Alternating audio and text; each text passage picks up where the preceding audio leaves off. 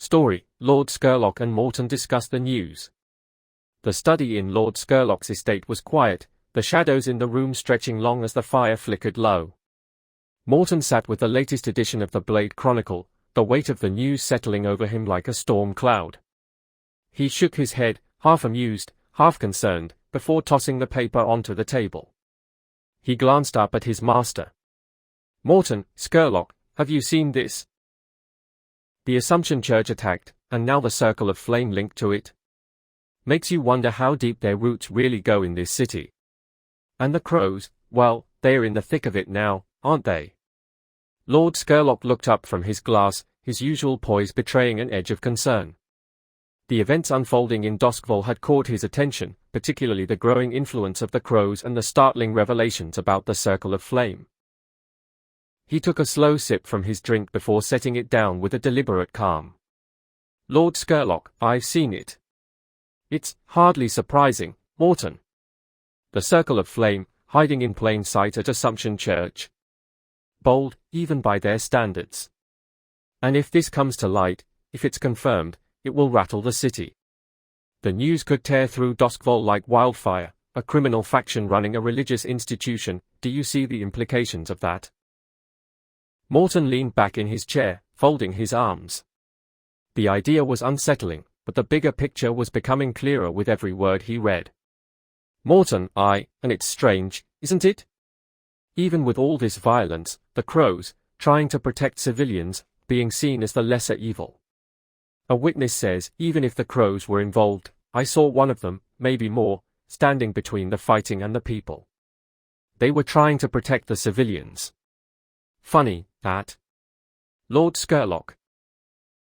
It's curious indeed. The crows, protecting the innocent?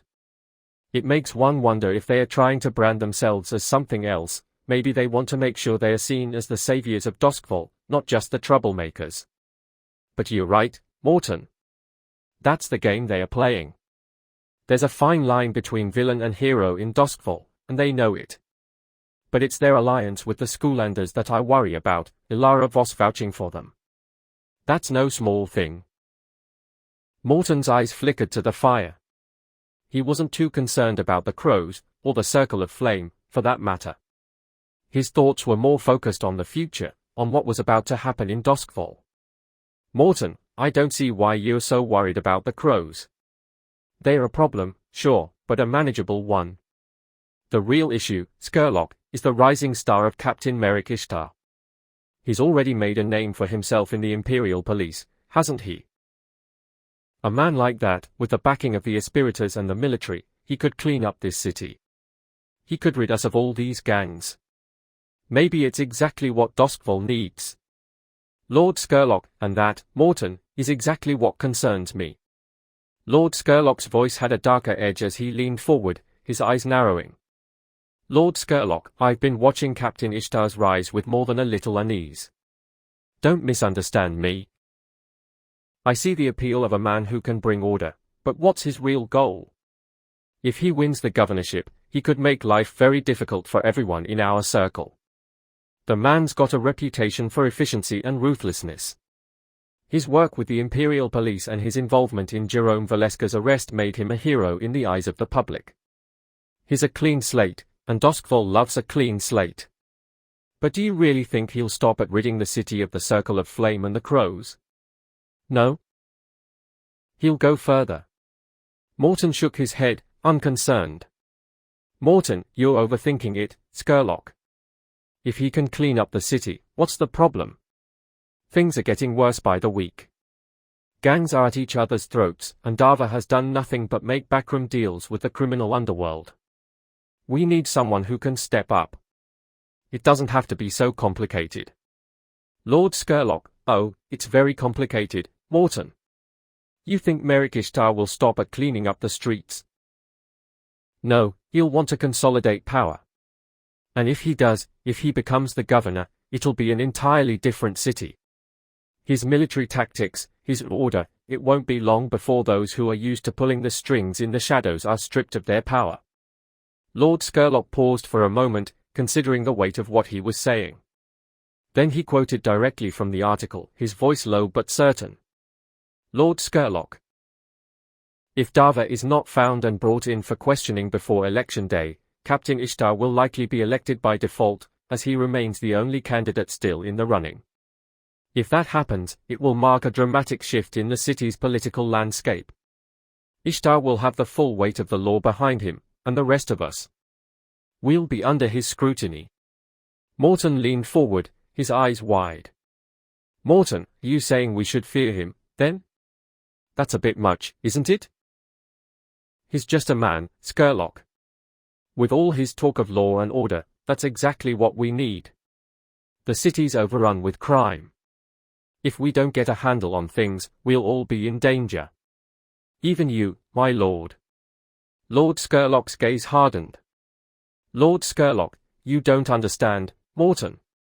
If Ishtar is elected, the entire city will be his target.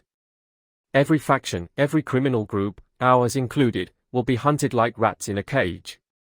And I've lived too long in the shadows to be caught by a man like him. He'll come for us all eventually.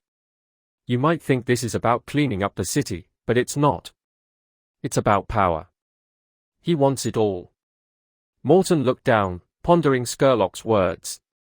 He'd always seen Doskvol's troubles as something to be cleaned up, a mess to be swept away. But Scurlock was right about one thing: Ishtar wasn't a mere clean-up man. He was a man who would reshape Doskvol.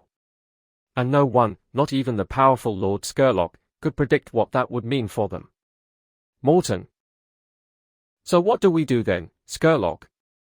We sit back and let Ishtar take the throne. Lord Scurlock, no. We wait. We let Dava's scandal unravel itself. We let the city turn against him. But we don't let Ishtar rise unchallenged. Not yet. There's always room for us to maneuver. Lord Scurlock stood, his figure towering over the firelight. His next words were cold, deliberate. Lord Scurlock, if Ishtar becomes governor, Morten, it will be the end of everything we know. We must make sure that doesn't happen, or if it does, that we are ready to play our hand in a very different game. Morten nodded slowly, his thoughts a little heavier now.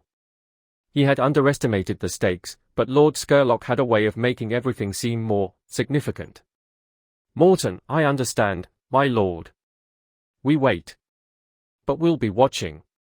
Lord Scurlock turned away, his eyes glinting in the low light as he stared out the window, the weight of Doskvol's future pressing down on him.